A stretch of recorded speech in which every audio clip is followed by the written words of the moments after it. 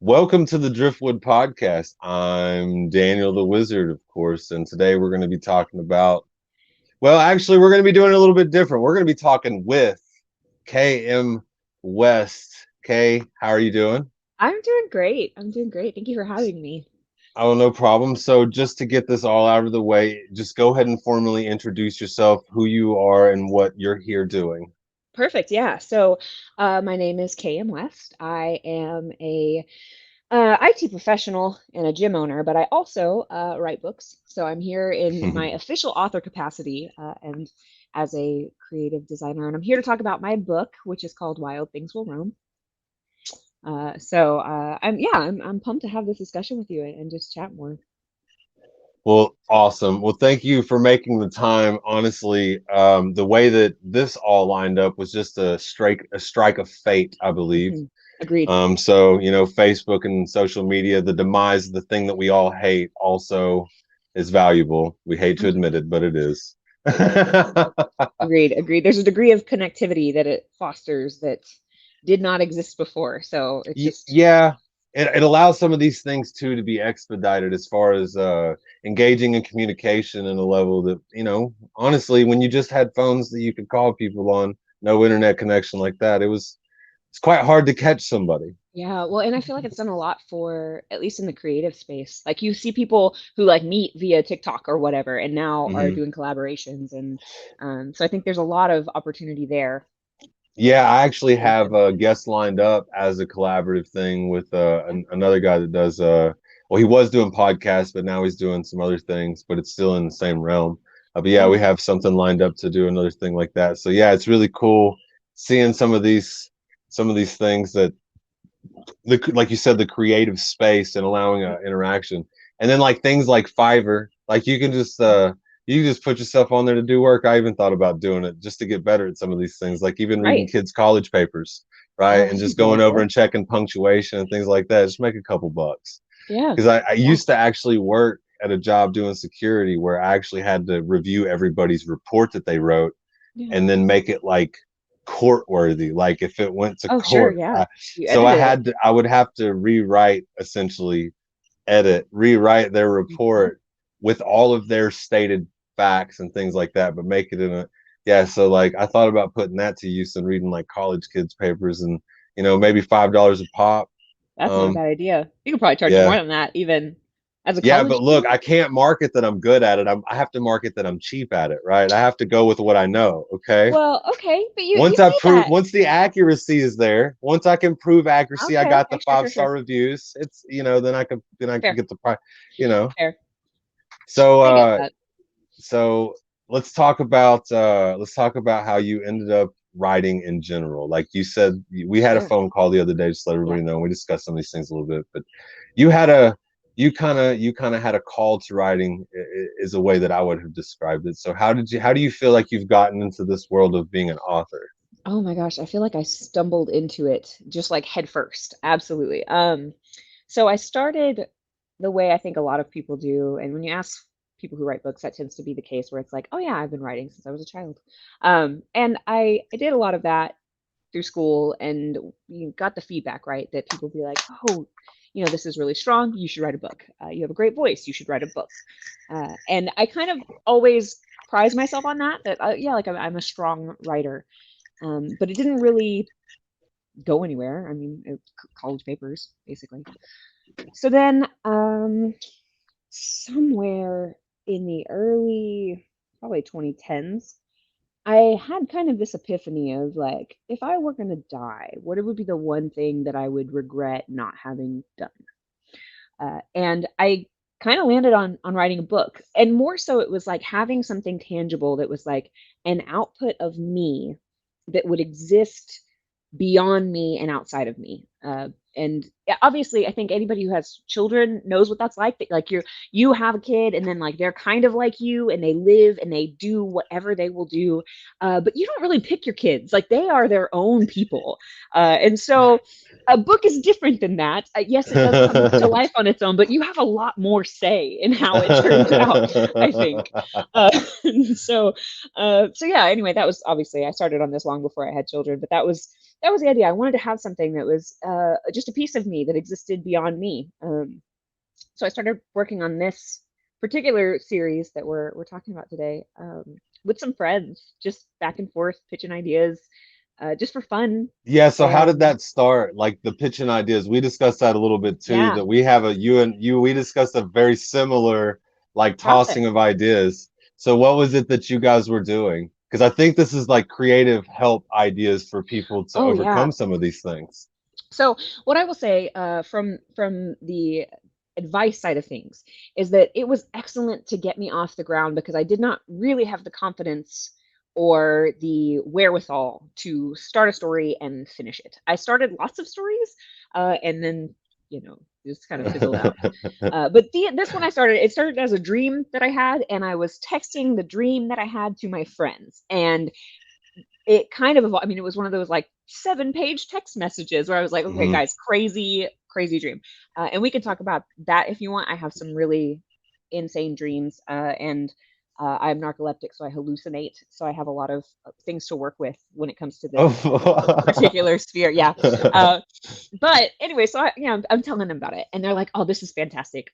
We should write this as a book." And so I took one of the old books that I had started and never finished, took a scene out of it, and it's the scene that this book actually opens with. It's a scene where a woman was running through the woods. That was what I had, and I knew she was being. Good scene. Yeah, I mean, that was it. I knew she was running. I had no idea what she was running from. I had no idea what she was running toward. I just knew she was running through the woods. And then Mhm. I had to, we kind of pitched back and forth trying to build this world around it that would justify why someone was running through the woods. And it just kind of, Yeah. it kind of just went, it went off the rails a bit. It kind of went nuts, but then I started writing it for them to read. And before I knew it, it was like a 125-page document. And then it was like a 210-page document. And then it was just like I couldn't stop working on it. Um, and so that's how it started. And then it definitely has been revised many, many times. Yeah. So Yeah. you said that you it came like sort of in a dream, not to be super Yeah. mystical, but Oh, but you absolutely. but hang on. But it came to you in a dream. But you said that you have narcolepsy. Yeah, yeah, yeah. So, uh, what I have is the experience of hypnopompic and hypnagogic hallucination. So I hallucinate as I'm falling asleep. I hallucinate as I wake up. I have sleep paralysis regularly, and occasionally, like I get auditory and visual hallucinations. And so I say narcolepsy because during the day that makes the most sense to me. Now, if you were to Uh-huh. ask me in the middle of the night, I would be like, 100% I see ghosts. And my husband, and I don't know how you feel about cursing on podcasts. Go for it. No, it's Yeah, whatever you. so Yeah. my husband's, his working theme is he doesn't fuck with ghosts. And so he's always like, he, like, That's a safe way to be.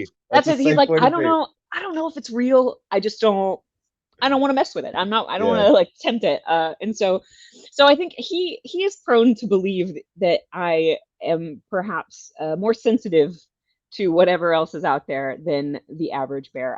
But it kind of depends on what you believe. So the official scientific terminology there is for a narcolepsy diagnosis. I meet the three pillars. So that's that. But yeah. So to your point about coming to you in a dream, I feel like that kind of goes down a rabbit hole on how I feel about creativity in general, which is like I don't think anyone owns it. Um, I think, there's nothing new under the sun, and we tend to build upon ideas that we've heard. And I think that our job, um, as people with any sort of idea, whether you're making art or you're sharing a message or whatever the case may be, your job is to take whatever it is that has spoken to you or landed upon you. The Greeks called it genius. Whenever it sets upon you, you have to put it out there, even if it's terrible, because you might not be the end of the line for it. So, like, Hmm. you might have to put it out there so someone else can pick it up and take it and reach the masses, whatever. Like, you may not be the one who reaches the masses, and that has to be okay. Like, you have to be comfortable with the But the idea that you don't own it. obligation is still to share. You still have the obligation to share.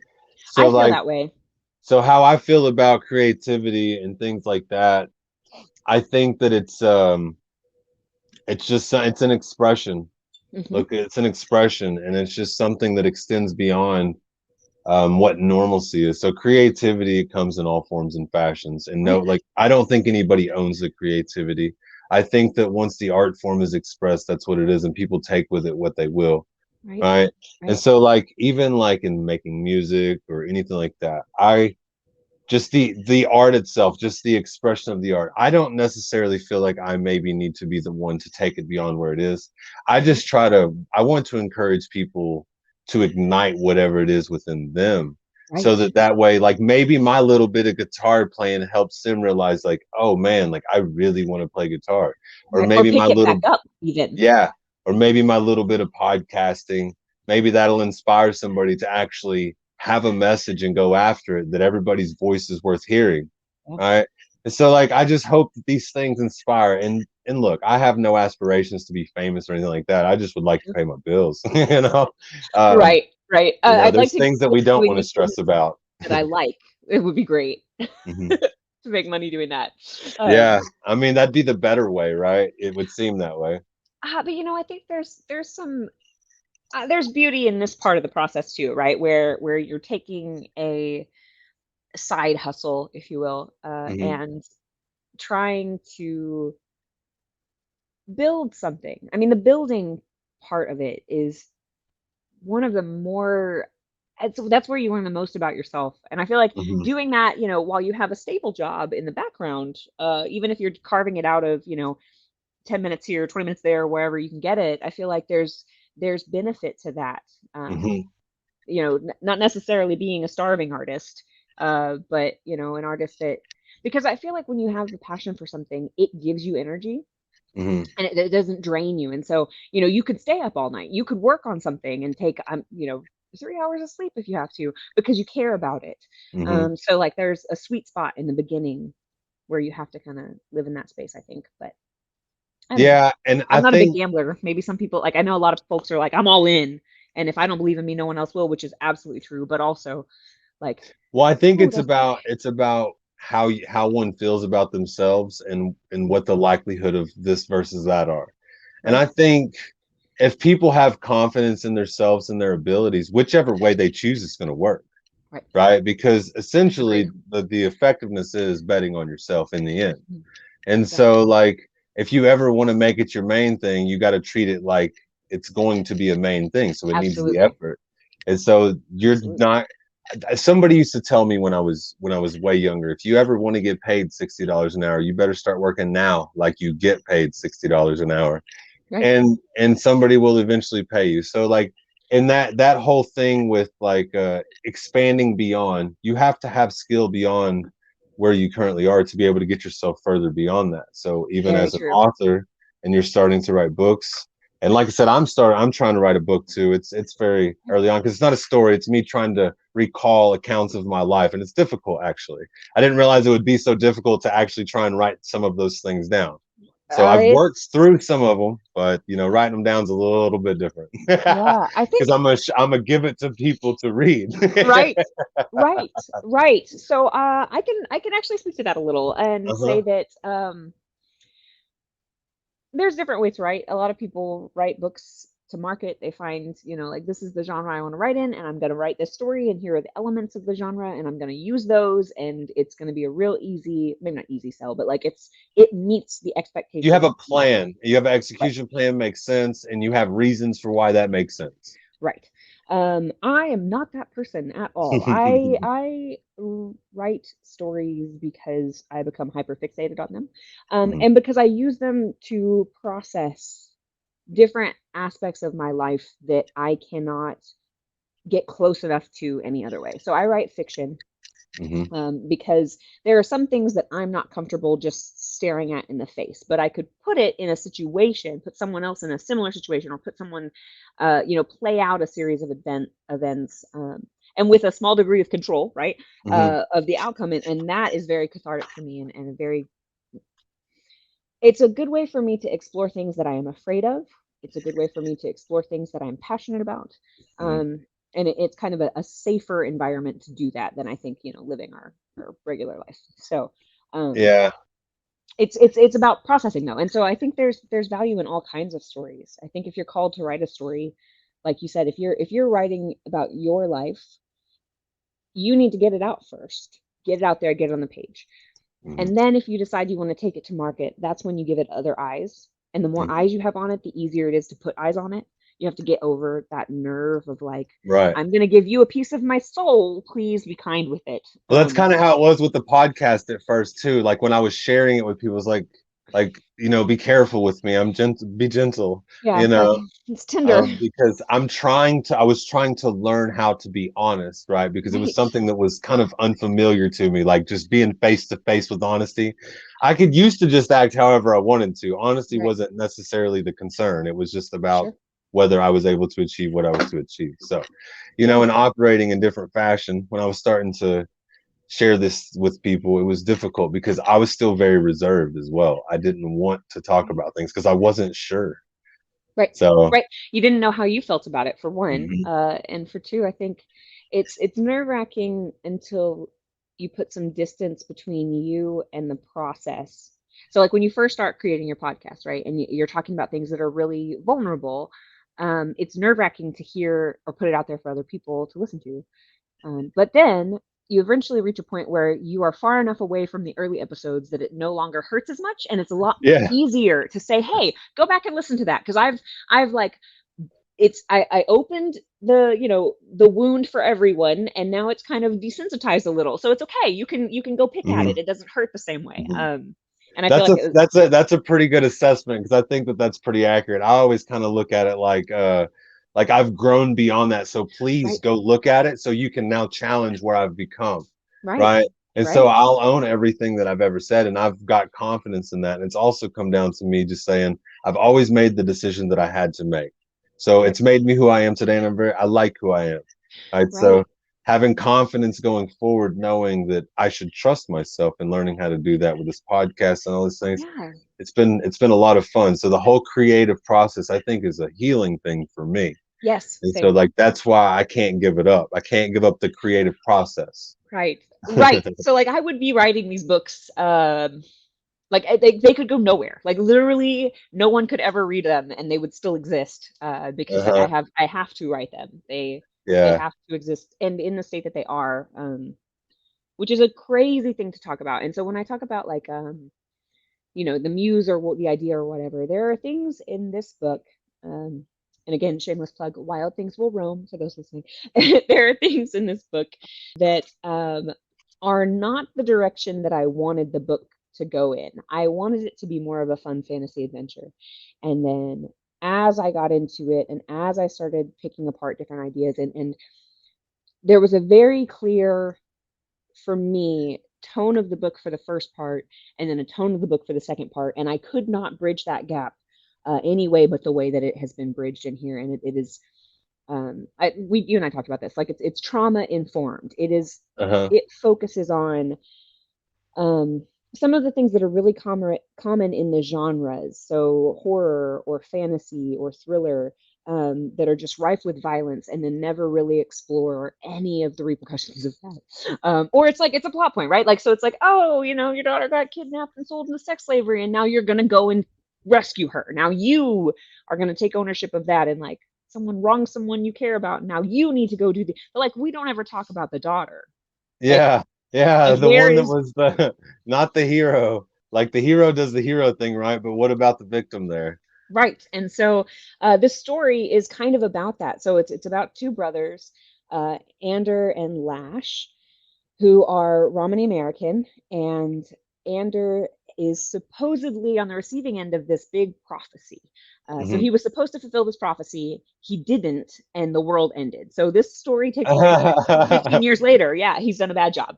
Um, Yeah, and, so like and maybe a little bit of guilt, right? Right, right, right. And so he is your like he's the hero of this story, so to speak. But the story very much is about his brother Lash, and then this woman Liv that they meet by chance, and how her fate kind of ties into theirs, or at least ties into what might be real, or what might be a delusion, might be a Mhm. belief system that Ander has picked up. It's what Ander believes to be real, but Ander Uh-huh. can't always tell what's real. So That's kind of the premise of the book. But So who can really ever tell what's really real and exactly. what's, that's a tough thing because I've talked about things like that on the podcast before, Yeah. like with what's actually reality and what's perceived reality. And Mm, so like one of the conversations I like to have at the coffee shop in the morning is about like we'll pick something up like, yeah, we don't know if we actually see this the same.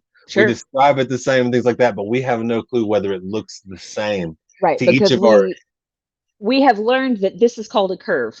uh-huh. And what we identify to be a curve may be too vastly. Colors are that way, right? Like, Mhm. who knows if we're seeing the same color spectrum? I mean, I know we So aren't. it's Lots of us yeah. aren't. So it's Um, very interesting. It's interesting to me that even though like even in like the times like of the book, like post disaster, post yeah, yeah, whatever happens, you really find yourself like, what is the right thing? And I think at that point, it right. really is in people a call of faith. Like, what is it that you truly believe in, and what are you Exactly. drawn to do? And I mean, look, but there has to be people of reason. There has to be people Right. around that go, hang on, look, Wait, man, you're wait, skipping over this whole thing. wait. Yeah, absolutely. So Liv is your, in that case, the resident skeptic here, because I tried to take a very serious approach to how would I feel if someone showed up in my life and was like, I am destined to fulfill a prophecy, and I think you're a part of it. Like, what would be my natural response to that situation, or any of us? And so there's a lot of skepticism there, and even I feel like the book doesn't really clarify. I mean, we know what Ander believes, and we know what each character believes, and it's kind of left to the reader what they believe. What Look, makes sense to them. So I'm can't wait to get further into the book. I've spent a little time reading it, and yeah, in my short time reading it, I will say just I like funny things. Like to me, same. that's appeal. That's the appeal. And Yeah, so like I'm like a couple of pages in, and then like boom, a kind of a dark humor joke off the rip about suicide a little bit, and not to diminish it, not to no, make no, no, it no. small, but in the situation, it's the type of joke I would have said, Sure, right? It's something I would have said amongst people I'm around, right? right, And so it felt very personal to me, and that's what I'm saying. Is like I laughed really hard because if I was around somebody that said that, I would laugh right. because that's that's familiar to me in a setting because I think that people have to. I think people deal with things that way. Yes, and actually, that's kind of a tenet. So I've done a lot of research. I like to read research papers, which Mhm. is not a cool thing. It's not I fun do showing that up. too, by the way, but I don't ever Yeah, remember the sources. So like I have a bunch of same. information that gets mixed up. So I Yeah, have to be careful. absolutely. Absolutely. So I'm like, hey, so this is what happened. Don't ask me why I know that or where it came from. I read it in a research paper, so it's probably peer reviewed, but other than that, I couldn't tell you. Right. Yeah. But one of the things that is a very common indicator of recovery and mental health following a disaster situation, so massive hurricanes or any sort of major disaster, right, is a sense of humor and hope. Those are the two things, and so humor is kind of integral to the story. One of the early reviews I received was that this, it was a woman from London, so she spelled humor with a U, and it was very Yeah. so classy. But her point was that this book was filled with humor wrapped ruthlessness, and I really appreciated that came through, that the humor aspect came through, because it was very important to me that it be kind of funny. I mean, there's a point where it just becomes like a bunch of dick jokes, but it's not all dick jokes. There is actual elevated There's humor. substance there, but Yeah, substance. yeah, But the thing to me is it makes it seem more real because I think that if you are in a group of people that are really trying to survive, some of them will be trying to look at. Let's look. You can't. It is. This is reality, right? You can't change the reality. You right. have to accept certain things, and there has to be somebody there to help highlight that. But there also has to be somebody to see me rationally dealing with things Hmm. with the balance of things. So it's Yeah, I like the humor part of it because like you said, I think it's something that misses, and I think that people will tell the jokes, but a lot of people don't want to hear it because right. they're closed minded to hearing it. And so I think if Because people, we're not comfortable with death or uh, even mental illness or trauma or anything. We don't talk about those things. So it's not a comfortable thing to talk about. And especially when somebody makes a joke. I mean, like Mhm. that's, somebody comes in and they're like, oh, my dad left. So whatever. And you're like, oh, look, look, I oh. used to look, this is, so my mother passed when I was very young, okay? Yeah, And so like people will always make these jokes, but I'm okay with it. Like I'm yeah, not like it doesn't affect me in any way if I say it or anybody says it or whatever. So like just to mess with people, I will right. throw my the traumatic experience in their lap, like, oh, your mom this, like, bro, my mom died when I was Right. 9. And they're like, Right. oh man, I'm so sorry. I'm like, oh yeah, no, it's cool though. It's Like, fine. because that I joke mean, was funny. as fine as it can be. Yeah, yeah, and then like, and I Yeah. leave them on the fence of like whether or not they should have said that because like Right. I'll say one thing and they're like, oh, he's okay, and I'm like, but I'll say something else, I'm like, oh, but he's not okay. That's just like I'm playing games with them. Right. It's Right. probably And not fair, but I do it. it's not fair, but I think it's like it's you're right to do that, right? It is your life Mhm. experience. And so back to my thought on creativity, I think that every person has their own independent lens, and Mhm. we as a society will behave absolutely on trend, right? We are when you put a bunch of people in masks, we will decide things in a way that is predictable, Yeah, but each one of us has like a very individual experience.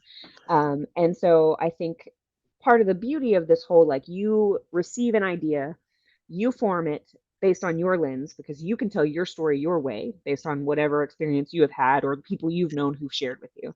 And then you get to put it out there and someone else with a totally different lens is going to take it and either be inspired by it or jump off from Mhm. there or maybe build on it, make it better. Um, Mhm. so there's the lens is important. That experience that you Right. have is So yours. you're the speaking of the lens, that lens would be looking at the objective reality, right? So Sure. the objective, the thing that exists regardless whether anybody sees it or not type of thing. Yeah. And so like then their lens that they use to see it. And Right. and and so like we've talked about this on earlier episodes of the podcast where lens versus lever, where people are operating through life with things as a lens or whether it's a transactional thing like a lever, like a slot Sure. machine.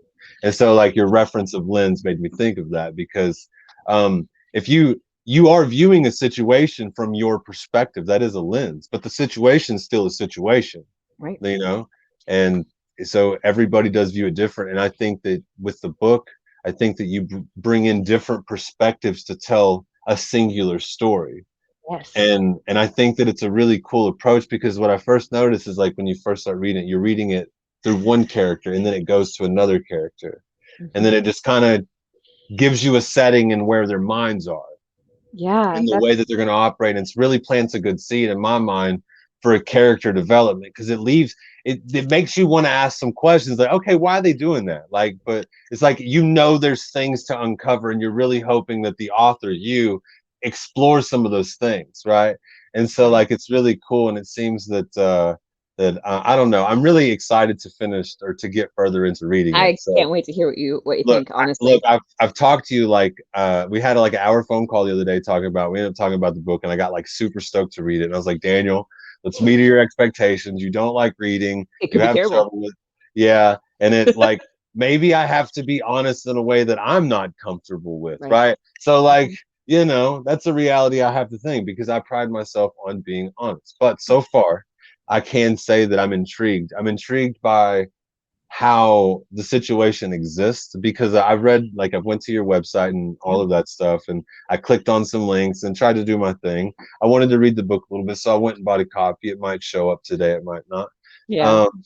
Um, but anyway, so in going through all of these things, I really felt like I was getting to know you as the author and trying to better understand this. So now when I'm reading the book, I feel like I'm taking in a little bit of about like where you may have been coming from in Yeah. regards to the perspective in which you're writing.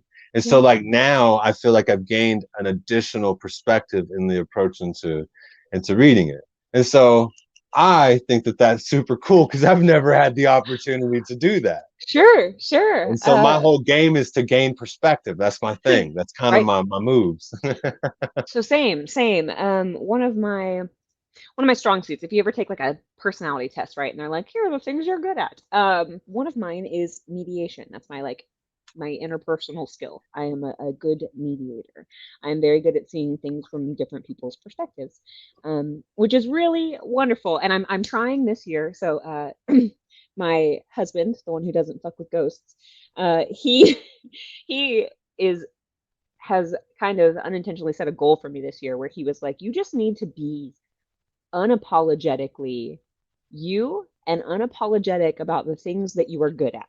Because I struggle with that. I struggle with being like, oh yeah, like I like it's all right. Like I'm gonna downplay everything at every junction. I'm gonna be like, oh yeah, like it's like the You reviews are but you good. look, you want to be humble. You want Right, to be humble. That's you. right, But also, you can't forget that it is definitely a skill and something that you work hard at. So you right. should be able to appreciate that. Place value in things that you work at, right? It's not Uh-huh. like you just wake up with the skill set. You have worked And it doesn't diligently, matter if spent anybody hours. likes it because the Right. skill, it's the skill. You're It's the appreciating the skill. skill and the effort. Right, Look, exactly. you got a book through publishing, okay? That's a Right, skill. right, right. The other thing, it's like you have like my friends loosely will occasionally be like, "Well, Kaylee's an author," and I'm like, "Oh, yeah, Say mhm, that very loosely. No. she wrote about she's writing a book series. She's got 3 books under her belt." I'm like, "I that's true. Those are all Yeah. true things." So on one of my live streams the other night, one of the people that interact or whatever, a couple people actually were telling me, but look what you've done. And I forget to do that. Right, I we all really do. forget to because I put my head down and I try to work because if I get distracted, I'll quit working. Like, Right, so I right. do kind of zone things out, and that's on purpose. I've tried to be better about Microfocus. what I choose to. Mhm. Uh, but essentially, what it comes down to is like, you know, am I focused enough on it to be able to get it to a point to where I'm satisfied with it? And Right. usually, Or if I'm I proud lose of it. my focus on it, if I lose my focus on it, I get deterred and I don't jump back in because how can I get back in that mindset? You know, it's hard. It's Yeah. hard, especially because I'm like one of those people that likes to capture it when it's there. Because Yep. like I don't like to force these things because I'm a go with the flow kind of guy. And it's got to come, and you've got to take it while you have it, because it's gonna go. It's Mhm. just gonna flitter away. But if you don't write enough, like if you don't write enough, how are you going to capture those things when they come unless you're in the habit of writing? Yeah. Right. So if I'm trying to write things and I'm not in the habit of writing, I'm gonna miss a bunch of stuff. And then like I'm hoping the time that I set aside, that's gonna be the time I'm able to capture onto it. Right. Nope, But it's that still ain't how there. we work. That ain't how we work up here. Mm-mm. As much as I want it to, I gotta consider that that may not happen this time. And Right. can't be mad at myself for it because that's just the way it is. It's the way it Right. goes. Hey, it's not meant to be. Like if you didn't get it down, Hmm. maybe something better will come from it. But I tend to write like I jot down notes and then try to Hmm. come back on those. So like if I have an idea like in the shower, basically whenever I have quiet time, which is Hmm. never, because I have 2 small children, and When you so take a breath in, right, you know, right. When I that's your get a quiet time. moment to hear my own thoughts, like when I Yeah. drive from daycare to my office, that 5 minute Hmm. drive, I got a good quiet 5 minutes. Yeah. And, so I tend to like jot down notes or make like voice recordings of like, here's the idea. And it's more dialogue. I always think in terms of dialogue of people talking to each other or like the narrator voice. So like someone is doing this thing and it's like Morgan Freeman and so I try to write that down, and then that way when I do have time to sit down and actually write, I've got the building blocks and I can And try to see, recapture. I've gotten really good because I haven't done any of those things very well, but I've Mhm. gotten better at doing the building blocks. So I have a list of what I call thinks. They're Okay, I not like full that. thoughts. They're just the start of thoughts. They're Yeah, just things. absolutely. And so I have a whole list of like one or two words or a sentence or two sentences of just an Yeah, idea. an And then idea. like sometimes it may be just a song, like an idea Hmm. for a song, but then Hmm. I'll go back to it and think, oh, that would be perfect to write about, right? Not for a song, but to write about. So like it's really just a bag that I've been collecting things. I'm I love becoming that. a hoarder, if you will. It's not a bad thing. But the reality is I'm trying to spend more time writing because personally I believe in the way that I've come to that writing is very important. And Hmm. I think writing is valuable, especially if you want to communicate and express. And I Yeah. think that with what I'm trying to do, with the things that I'm trying to say to people, I need to know how to write. And so, like, I have to be able to express those things. even even if it just helps you speak it out loud. That's Hmm. the thing, like, That's the and I point. yeah, I struggle with that. Like, I'm like, "Oh, man," like, I could write the shit out of a sentence, but if you're talking to me, I'm like, like, it's awkward. I don't know what to tell you. Like, that's dumb. Like, I have the skill set. I just lack the confidence to translate it into words, but it takes practice. That's actually a skill that I talk about with people, is like, even with children and raising kids, it's like I have to understand they have something in them that they don't know how to get out. Right. And me being the older, wiser person should be at least able to acknowledge that, Yes. right? And so hopefully I can acknowledge more as to what it might actually be to help them out, to maybe Mhm, try to show them or whatever. But the reality is they have to acknowledge it for it to change. And mhm. so if it's just having kids, it's definitely a teacher. Oh my gosh, it is. So, that actually, the book that I am writing now, it's the prequel to the book to Wild Things Will Roam. And so you Um, said it was a series, right? yeah, Okay. so Wild Things Will Roam is the first part of a series. It's set 15 years after the collapse, and that is a three-book series there. And then there's a prequel that I'm writing, and it's set before the collapse happened. So it's set in Okay. this world. But of the same world. Mhm. Yes, which are arguably also this world. So kind of depending on how you look at it. So the premise of the one I'm working on, which is tentatively called "Broken Things We Called Love," is about this woman who, in in the Visayan mythology, which is the one of the areas of the Philippines, there is this belief in a goddess called Dlikamata, who is has the ability to see the past and the present and the future. Her symbol is a big butterfly. And if she has chosen someone as a child, they will have a freckle in their eye. And so those people are kind of gifted with the sight, right? But this is a belief system that was lost in like the 1600s when the Spaniards colonialized the Philippines, which really at the time weren't even a country. They just like drew a circle around 7,000 islands and said, "This is all for King Philip." So they were very different cultures that were all grouped together and became Hmm. known as the Philippines, which is where my grandmother is from.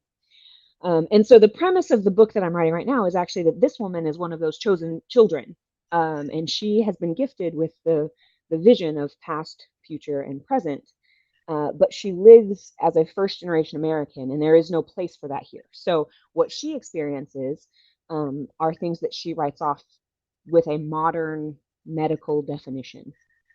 And so it just Ah. kind of explores the way that cultures, like, I mean, cultures around the world have believed in very specific, very consistent things about, gods and animism and shamanism, and things that have across the board been discounted Hmm. throughout the past, not even, I mean, what, 400 or 500 years, like not that long in the scale of human time. Yeah, yeah, yeah, Like, it's been very brief minutes, but they've been lost. And so, and not only lost, but people don't believe in them anymore. And I read something that really kind of jumped this story off on me, or for me, which was that, um, you know, this belief, different belief systems about, creatures we don't see or things that live in the dark, or um, whatever the case may be, is similar to radio waves. So you can be in a room and have a radio on. And if you dial it into the country station, then as far as are concerned, only that country station exists.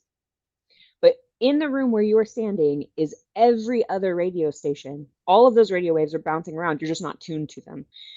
And so the idea there was that we have tuned our reality to a specific station, and one that believes only in what is, by our standards, a medical diagnosis. Now let's remember, like, as recently as the 1960s, they were giving people lobotomies. So, like, again, not very long ago, bloodletting. our medical diagnosis of things has not been long standing. The fact that women get heart attacks and it presents in their low back and not their arm, like that women's bodies are different than men's bodies. That's Hmm. that's like the last 20 or 30 years.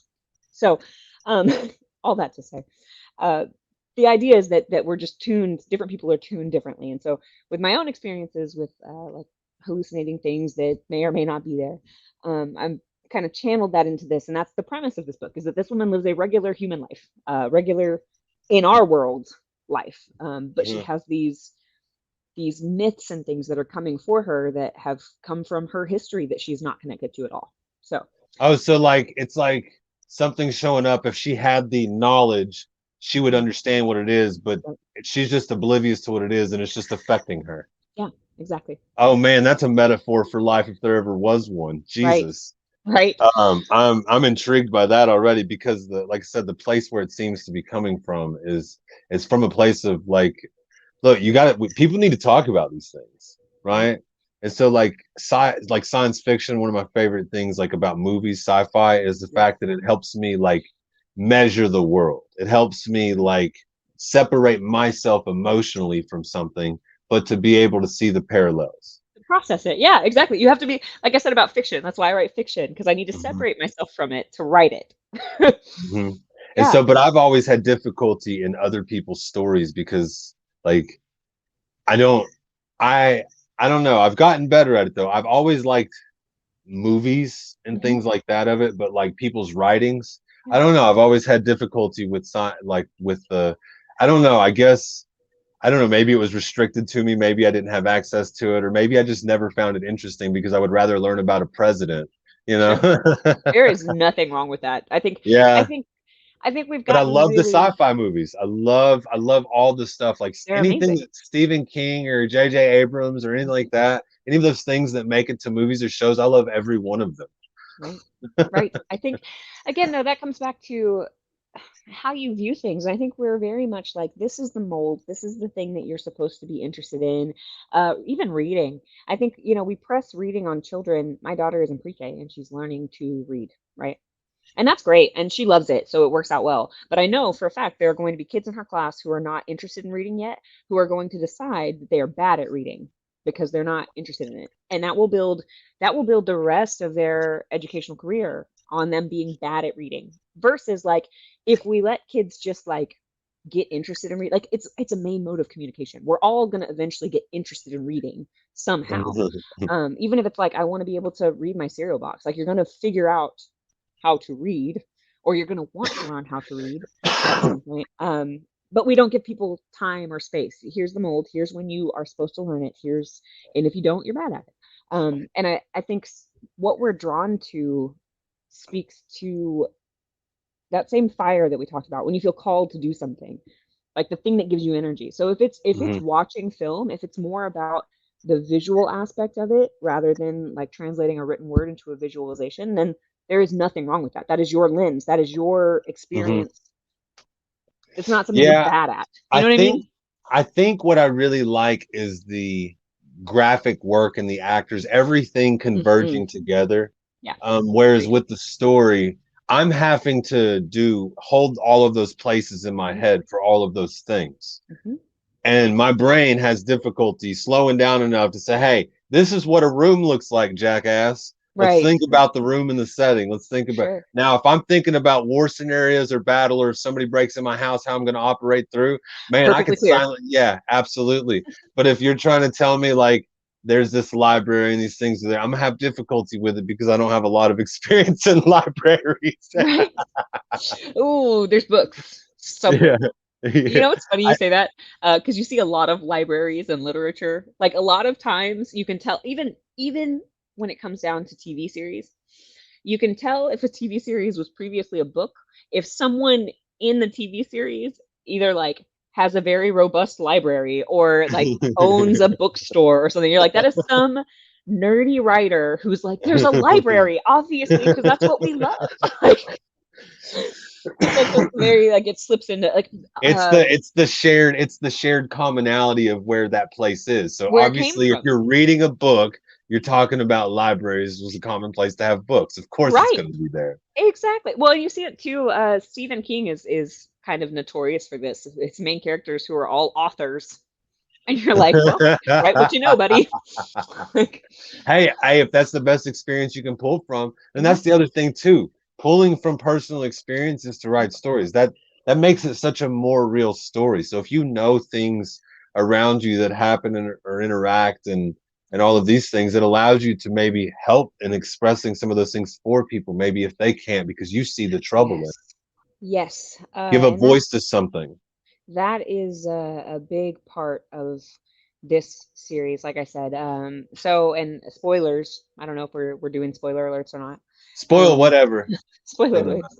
I mean, it's in like the content warning on my website. So like if you don't want to be spoiled, like it's literally there. But one of the things that I wanted to explore in this book specifically is that in sci-fi and fantasy and dystopia and thriller and horror, there is a very heavy propensity for sexual violence as a plot point. It's a thing that happens and then it ignites our main character into action or whatever. And I feel like I started writing this book right about the time the Me Too movement started. And I had a conversation with a coworker of mine who just kind of loosely said something like, well, I don't know anybody who's been uh, like a victim of sexual violence, but if I did, I would be so upset and like this is how I would feel. And I was like, you absolutely do know people that like I can think of your close friend group at least four. They haven't talked to you about that. Like that's not a thing that people are talking about. And so one of the things I wanted to do with this book is actually look at that. Look at what we're doing when we write these things into our storylines and when we kind of normalize this idea that like, well, that's just what violence begets, which it does, right? That's common in war. It's common all across the board, but we just forget that like there's a human on the other end of that There's who, more to it. There's a right, lot more to it. right. And that it's something that, and you'll see this kind of as you get further into the book. Um, some of the feedback I get, it's kind of a mixed bag. I had somebody point out like they feel like the end of it sort of feels um, like they weren't certain where the arc was going. And then other people who read it are like, I see how like you get to the end of this book like you would a normal fantasy novel. You have this main character and like all of these things happen and they all line up and all of it is magical or well, it all comes to a head. But one of your characters, the one that we're reading at the time, is emotionally removed from it because of their experiences with trauma throughout the novel. And so like it feels a little emotionally flat on purpose because that has now taken up space over That the some plot. people, that's how some people interact with the world. So it's a real, Exactly. it's a real representation of something that exists. So Exactly. if it makes people feel uncomfortable, maybe they should think about why it makes them feel uncomfortable. Sure. And like I think that there's something we can say again through storytelling that storytelling is a way to build empathy and it's a good way to let somebody live someone else's life for a little while. And so I think that that's one of the things that stories can do is walk through um, the kind of trauma that people that we live with in our lives might have and explore that without having to have that conversation or at least start that conversation without it just being like, hey, let me just tell you all the like the joke, right? Where you're just like, oh, like my mom died. You're like, oh, okay. Yeah, yeah. Yeah. And so like my favorite thing about being able to be better comfortable with some of the traumas that I've faced is because I know other people have faced it. Right. Like similar things, not maybe my trauma, but similar things, right? I'm not Yeah. the only, Pieces it's of it. not unique to me, right? It's something that exists for other people also. So there's a lot of people that go through these things, and it may not be the exact thing, but the feeling that that begets, Right. that's real and that's shared. And when people offer different perspectives on situations, it allows us to separate ourselves from it and be like, maybe our emotional involvement is keeping us from being able to move beyond that. Because if we're emotionally hanging on to some of these things, it really limits what we're able to do. And so if we can start making jokes, if we can move past some of these other things, it makes healing a little bit easier because now it's not how you identify yourself. It's just Right. something you've gone through. Right. Right. It is a building block. It is a part of your past, your development, but it is not necessarily who you are. It's an Mhm. aspect, a moment Yeah, in your experience, or several moments, I guess, depending on yeah. what So the way experience. that, yeah, the way that I usually is described like is, so you have your one, you have your true core person, who you truly are deepest down, what the fundamental part of you is. That's Okay. that's you. Mhm. Everything else in the physical world that you do, everything is just something that you do. I'm being a father doesn't identify me. It's something that I do, and I should do it as well as I can because that's who I am as a principled person. Right. Is to whatever my responsibilities are, I do them as well as I With can, right? experience and So responsibility to them. mhm. So I'm not going around telling everybody I am a dad because if I'm being real honest, that could be taken away from me in a moment. Now, I will have Mhm. been always a dad, Correct. but continuing forward, that could be taken away from me for whatever reason, Right. Of right? course. Whether it's some catastrophe like your book represents and something like that. If I can accept that those are things that are not mine, they are things that I am a part of. It makes it easier for me to appreciate now and Mhm. appreciate the moments that I have because they're not guaranteed to me. I'm borrowing it. And Right. Yes. everybody's Transient. involving themselves to That's help right. me. We're all involved. And so it's a really weird way to view life, I think, for some people. But for me, it allows me to operate truly as myself and then to Yeah. be me in all of the things that I do because I don't have to ask the situation. I Right. ask the core me, what would I do? Yeah. What should I do based on my principles and all of that? Yeah. Because I've wanted to overcome the traumas of my life, the things that I felt have kept me back, the things that I've identified as like for a long time I used the my mother passing when I was younger, when I was a teenager. That was what kept me from moving on from certain things because that's what Sure. I held on to be mad. It Mhm. allowed me to be angry. But once I was able to start letting go of some of those things, I was able to let go of the anger that I held. I think that I kept there to be able to be angry. Now I Right. didn't choose to do that, but psychologically, that's probably what it was there for. Right. And I can so see the that. traumas, overcoming those things, I think that the place where you're coming from with writing does a really good job as far as how you detail it with expressing some of those things, because people have to learn how to get these things out. And if Right. if they need to read a book and say, hey, if you go read that book, that can identify what I've gone through in my life to better help you understand where my mind may be. So I don't have to say all of those words to you Right. because it's hard. Right. Right. Exactly. And I got several different perspectives. So everybody's kind of dealing with their own thing, their Hmm. own issues and their own backstories. And so there's a lot of empathy to develop throughout the course. I hope, right? That's my overall goal.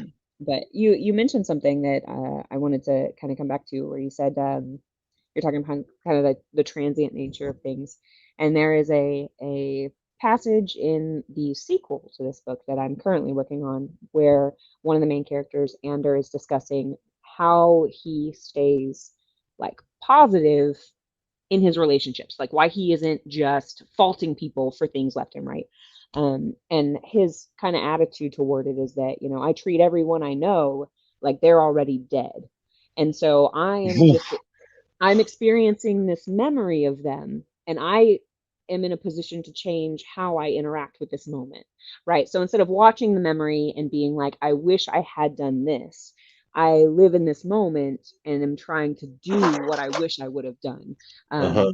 So like he treats it like all of these people are already lost to him, and so he's just taking advantage of the moment where they are, and it helps him, not to be so harsh or impatient and stuff like that. Look, I'm telling you, that seems like a very relatable perspective.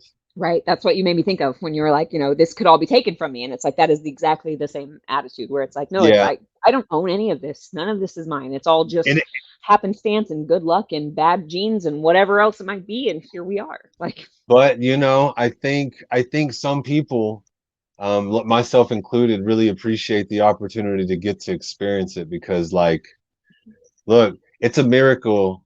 Do you know how many things have to go right for us to exist every single day? So to many be things. born with like relative health, even. Yeah. Yeah, Like to just absolutely. for me to be able to wake up and then make it home and go back to sleep, that's a miracle in itself because so many things have to go right continuously. And Sure. so I appreciate every chance that I get. I'm trying to appreciate every Right. chance that I get to Right. experience life. And so what I've learned is you don't have to go out and experience life. Life is there. Yeah. Experience it. Yeah. You're just there right now. And Yeah. so it's made me chase after my dreams. People Hmm. like you Yes. encourage me to continue doing things like that too. Because look, you're Likewise. showing there's a way that you can do several things. You can Sure. do the gym, you can be a parent, you can do IT, and you can be an author of some pretty stellar, deep things that make you think. I appreciate that. I do, very much so. I think you've hit the nail on the head with the fact that you can take inspiration from people who are doing things like you. Like you just go out and say, I'm just going to do it because I care about it. I enjoy it. Hmm. And then you almost have to let go of the desire. You have to shift your mindset. So I think that's what you're talking about is this Hmm. mindset shift, which is that Were you it's gonna say not. mind shit? No. I did. I did, I think, say mindset and then had that mindset shift. Yeah. That instead of like living your life in order to have these nice things or to buy a mansion or to like do like all of these things are a means to that end. It's very rebellious and very revolutionary to say, no, I'm living my life because I want to enjoy this sliver of time that I have been given because who knows, we might be on the brink of World War III, and I'm like, I this might these might be the good years, and so like Yeah. being able to hold on to that and say, hey, like that is the mindset that I think we're seeing come out of the pandemic. I think we're seeing it with you, we're seeing it with other people who are saying like, I have always wanted to do this, and I've always thought that I was in a different category than people who do these things, Hmm. and now I'm learning I that those thought I was people are different people. than them. I thought Mm-mm. I was different Right, than them, but I realized that like no, they're just somebody that chose to do different. they're Like just it's doing not it. They they are. just chose And to do it's different. right, and it's not even like faking it until you make it. It's like you just do it. Like I know that Just sounds do the best you can. Like decide you're right. going to and do the And best be you can. open to getting better. Like that's the big thing, Yeah. being like, I'm not great at this yet.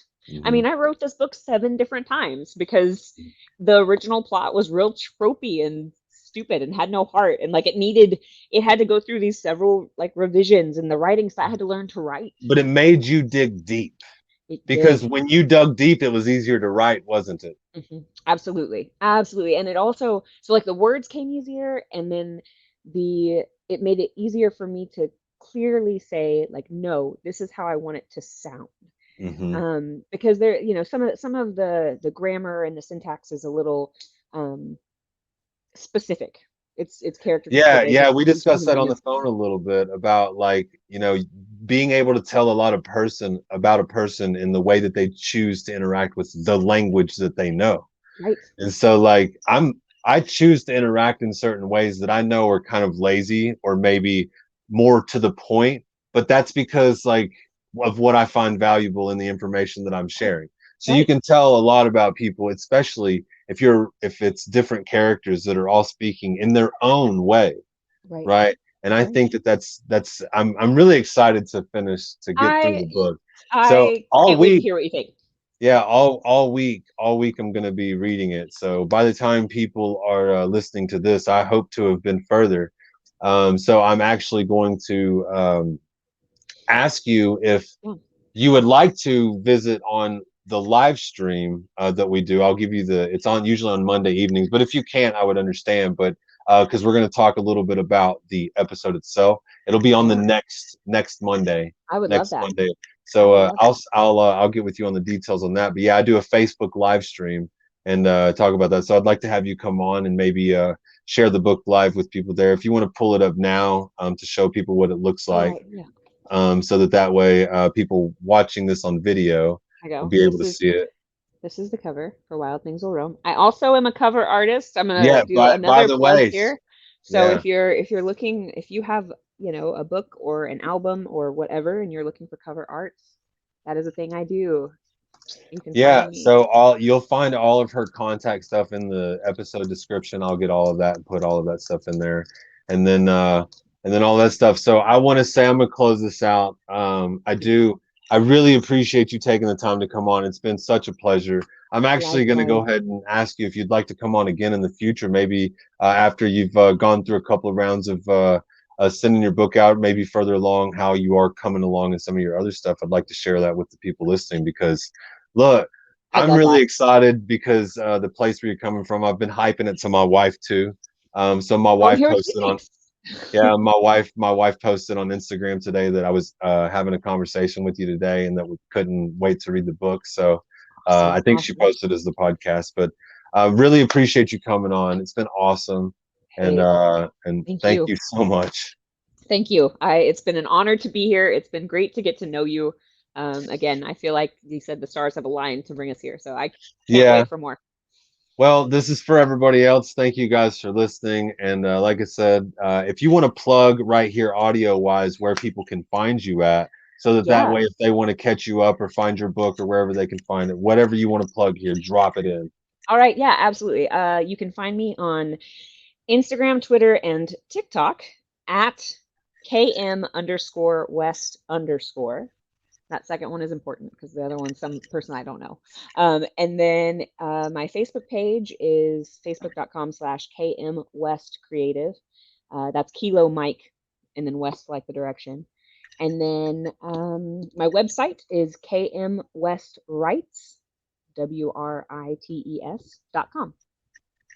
There you guys have it. You heard it there. So I will make sure and put all of those links in the description too.